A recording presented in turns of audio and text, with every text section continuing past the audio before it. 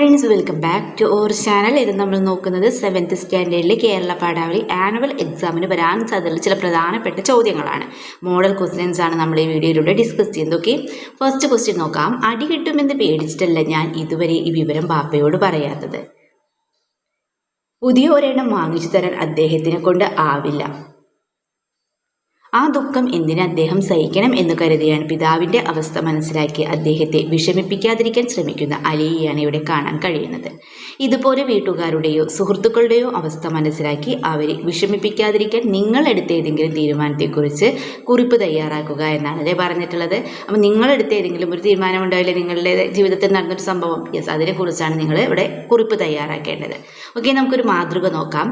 കഴിഞ്ഞ വർഷത്തെ ഞങ്ങളുടെ സ്കൂൾ കലോത്സവം അത്യാവശ്യം പാട്ടും നൃത്തവും കൈവശമുള്ള ഞാൻ പരിപാടികളിൽ ഒക്കെ പങ്കെടുക്കുകയും സമ്മാനം വാങ്ങുകയും ചെയ്യാറുണ്ട്. പ്രത്യേകിച്ച് നൃത്ത പരിപാടികളിൽ പങ്കെടുക്കാൻ എനിക്ക് വേറെ ഇഷ്ടമാണ്.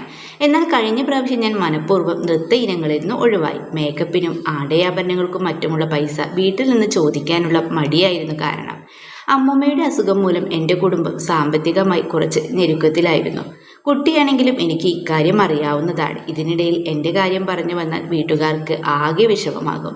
വീട്ടുകാരെ വിഷമിപ്പിക്കേണ്ട എന്ന് കരുതിയാണ് ഞാൻ ഒഴിവായത്. കൂട്ടുകാരും ടീച്ചറും ഒക്കെ നിർബന്ധിച്ചിട്ടും താല്പര്യമില്ലാത്ത മറ്റ് ഞാൻ ഒഴിഞ്ഞു മാറി. പാട്ടിൽ കൂടുതൽ ശ്രദ്ധിക്കാനാണെന്നും കാരണവും ഞാൻ പറഞ്ഞു. അടുത്ത പ്രാവശ്യം എനിക്ക് പങ്കെടുക്കാമല്ലോ. വീട്ടുകാരുടെ അവസ്ഥ മനസ്സിലാക്കി പെരുമാറാനാണ് കുട്ടികളായ നമ്മൾ ശ്രമിക്കേണ്ടത് എന്നാണ് എൻ്റെ അഭിപ്രായം. അപ്പോൾ നിങ്ങളും എന്ത് ചെയ്യുക? യെസ്, ഇതുപോലൊരു കുറിപ്പ് തയ്യാറാക്കുക. ഓക്കെ, ദെൻ സെക്കൻഡ് ക്വസ്റ്റ്യൻ നോക്കാം. നമ്മുടെ സമൂഹ ജീവിതത്തിൽ ഒഴിച്ചുകൂടാനാവാത്തവയാണ് ചലച്ചിത്ര ഗാനങ്ങൾ. ഈ പ്രസ്താവനയോട് പ്രതികരിച്ച് കുറിപ്പ് തയ്യാറാക്കുക. പ്രതികരണ കുറിപ്പാണല്ലേ എഴുതേണ്ടത്. ഓക്കെ, നമുക്കൊരു മാതൃക നോക്കാം. നമ്മുടെ സമൂഹ ജീവിതത്തിൽ വളരെയധികം സ്വാധീനം ചെലുത്തുന്നവയാണ് ചലച്ചിത്ര ഗാനങ്ങൾ. സമ്പന്നമായ ഒരു ചലച്ചിത്ര ഗാനശേഖരം മലയാളത്തിലുണ്ട്. പ്രശസ്തരായ നിരവധി ഗാനരചയിതാക്കളും സംവിധായകരും ഗായകനും എല്ലാം ചേർന്ന് ഒരിക്കലും മറക്കാനാവാത്ത നിരവധി ഗാനങ്ങളാണ് നമുക്ക് സമ്മാനിച്ചിരിക്കുന്നത്. ചലച്ചിത്ര ഗാനങ്ങൾ നമ്മുടെ സംസ്കാരത്തിൻ്റെ ഭാഗം കൂടിയാണ്. ജനപ്രീതിയിലും ഈ ഗാനശാഖ മുന്നിട്ട് നിൽക്കുന്നു. ചലച്ചിത്ര ഗാനങ്ങളെ അടിസ്ഥാനമാക്കിക്കൊണ്ട് എത്രയെത്ര മാധ്യമങ്ങളും കലാസംഗീതങ്ങളുമാണ് ഇവിടെ പ്രവർത്തിച്ചു വരുന്നത്.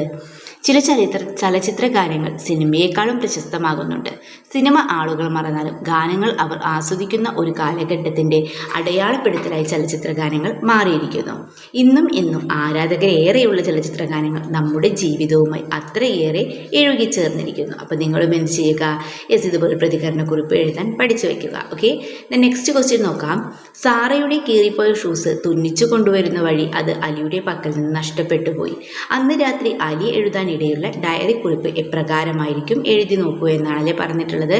അപ്പോൾ ഒരു ഡയറി എഴുതുമ്പോൾ യെസ്, ഒരു കോർണറിലായിട്ട് നിങ്ങൾ എന്ത് ചെയ്യണം? യെസ്, തീയതി, അതായത് ഡേറ്റ് എഴുതണം അല്ലേ. എഴുതാം. എൻ്റെ ജീവിതത്തിലെ ഏറ്റവും ദൗർഭാഗ്യകരമായൊരു ദിവസമായിരുന്നു ഇന്ന്. സാറയുടെ കീറിപ്പോയ ഷൂസ് തുന്നിച്ചു കൊണ്ടുവരുന്ന വഴി അത് എൻ്റെ കയ്യിൽ നിന്ന് നഷ്ടപ്പെട്ടു പോയിരിക്കുന്നു. കടയിലെ കുട്ടകൾക്കിടയിലെല്ലാം ഞാൻ നോക്കി, കുട്ടകൾ എന്നാണ് അവിടെ വരേണ്ടത്. ഓക്കെ, കടയിലെ കുട്ടകൾക്കിടയിലെല്ലാം ഞാൻ നോക്കിയിട്ടും അത് കണ്ടില്ല. ഷൂസ് നഷ്ടപ്പെട്ട വിവരം സാറയോട് പറഞ്ഞപ്പോൾ അവൾക്ക് വളരെ വിഷമമായി. അവൾക്ക് സ്കൂളിൽ പോകാൻ ആകെ കൂടിയുള്ള ഷൂസ് അല്ലേ അത്. ഇനി ഇത് ബാപ്പയോട് എങ്ങനെ പറയും? പുതിയൊരെണ്ണം വാങ്ങാനുള്ള പണം ബാപ്പയുടെ കയ്യിലില്ല. അതുകൊണ്ട് തന്നെ ഇതറിഞ്ഞാൽ അദ്ദേഹത്തിന് വലിയ വിഷമമാകും. ഇനി എന്തു ചെയ്യും? അവിടെ സാറിനോട് എന്നാണ്, ടൈപ്പിംഗ് മിസ്റ്റേക്കാണ്, അവിടെ സാറയോട്. ഓക്കെ, സാറയോട് നാളെ മുതൽ എന്ത് ഷൂസ് ഇട്ടുകൊണ്ട് സ്കൂളിൽ പോകാൻ പറയും. അവൾ ഉച്ചയ്ക്ക് മുമ്പ് എനിക്ക് ഉച്ചയ്ക്ക് ശേഷവും ക്ലാസ് ആയത് നന്നായി. അവൾക്ക് ഉച്ചയ്ക്ക് മുമ്പും എനിക്ക് ഉച്ചയ്ക്ക് ശേഷവും ക്ലാസ് ആയത് നന്നായി. ഞങ്ങൾക്ക് ഒരേ ഷൂസ് ഉപയോഗിച്ച് സ്കൂളിൽ പോകാമല്ലോ. എൻ്റെ ഷൂസ് അവൾക്ക് കുറച്ച് അയവായിരിക്കും, എങ്കിലും സാരമില്ല. ഷൂസ് കിട്ടുന്നതുവരെ ഇങ്ങനെ പോകട്ടെ.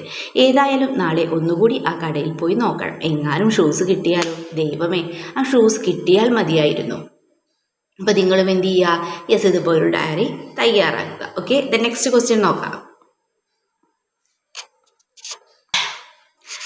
കുമ്മാട്ടി എന്ന സിനിമയ്ക്ക് വേണ്ടി കാവാലം നാരായണ പണിക്കർ രചിച്ച ഗാനമാണല്ലോ മാനത്തെ മച്ചോളം എന്ന് തുടങ്ങുന്നത്. ഇത്തരത്തിൽ വളരെ മനോഹരമായ ധാരാളം സിനിമാ ഗാനങ്ങൾ നമുക്കുണ്ട്. പഴയകാല സിനിമാ ഗാനങ്ങൾ വരികൾ, സംഗീതം, ആലാപനം എന്നിവയിൽ വളരെ മികച്ചതായിരുന്നു. പുതിയ കാലത്തെ സിനിമാ ഗാനങ്ങളെക്കുറിച്ച് നിങ്ങളുടെ അഭിപ്രായം എന്താണ്? ഒരു കുറിപ്പ് തയ്യാറാക്കൂ എന്നാണല്ലേ പറഞ്ഞിട്ടുള്ളത്. ഓക്കെ, നമുക്ക് ആൻസർ നോക്കാം. സിനിമാ ഗാനങ്ങൾ എക്കാലവും ജനപ്രിയങ്ങളാണ്. പഴയകാലത്ത് സിനിമകളിൽ പാട്ടുകൾക്ക് പ്രമുഖ സ്ഥാനമുണ്ടായിരുന്നു. അവ കഥാഗതിയെ തന്നെ സ്വാധീനിച്ചിരുന്നു. കാവ്യാത്മകമായി രചിക്കപ്പെട്ട അക്കാലത്തെ ഗാനങ്ങൾ ഈണത്തിലും താളത്തിലും മികച്ചവയായിരുന്നു. ഇന്നും സിനിമാ ഗാന പ്രേമികളുടെ മനസ്സിലും ചുണ്ടിലും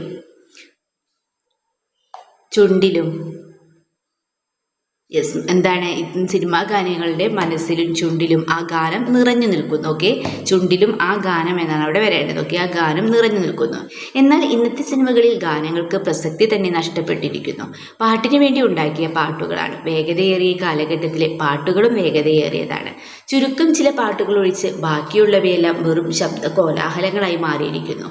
സാഹിത്യ ഭംഗിയും ഈണവും താളവും ഒത്തുചേർന്ന പാട്ടുകളാണ് കാലാതിവർത്തിയായി ജനങ്ങളുടെ മനസ്സിൽ നിലനിൽക്കുന്നത്. വളരെ വേഗം തന്നെ ആയുസ്സുറ്റു പോകും.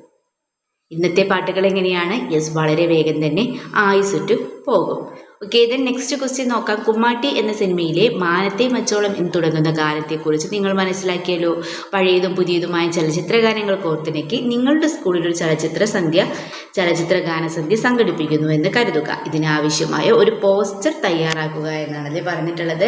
ഒരു പോസ്റ്ററിൻ്റെ മാതൃക ഇവിടെ കൊടുക്കുന്നുണ്ട്. അപ്പോൾ നിങ്ങൾ എന്ത് ചെയ്യുക? നിങ്ങളുടേതായ രീതിയിലൊരു പോസ്റ്റർ തയ്യാറാക്കുക. ഓക്കെ, അപ്പോൾ ഇത്രയും ക്വസ്റ്റ്യൻസ് ആണ് നമ്മൾ ഈ വീഡിയോയിലൂടെ ഡിസ്കസ് ചെയ്തിട്ടുള്ളത്. അപ്പോൾ നിങ്ങൾക്ക് വീഡിയോ യൂസ്ഫുള്ളായി തോന്നുകയാണെങ്കിൽ തീർച്ചയായും ലൈക്ക് ചെയ്യുക, കമൻറ്റ് ചെയ്യുക.